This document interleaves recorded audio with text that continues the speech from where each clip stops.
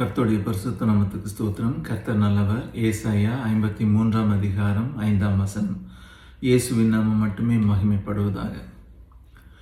நம்முடைய மீறுதல்களின் நிமித்தம் அவர் காயப்பட்டு, நம்முடைய அக்கிரமங்களின் நிமித்தம் அவர் நொறுக்கப்பட்டார்.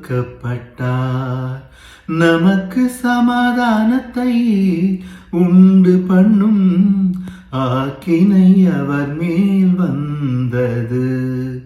அவருடைய தழும்புகளால் குணமாகிறோம்.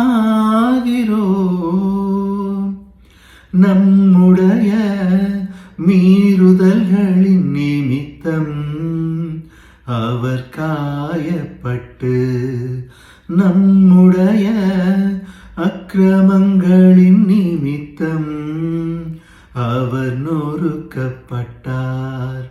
நமக்கு சமாதானத்தை உண்டு பண்ணும் ஆக்கினை அவர் மேல் வந்தது.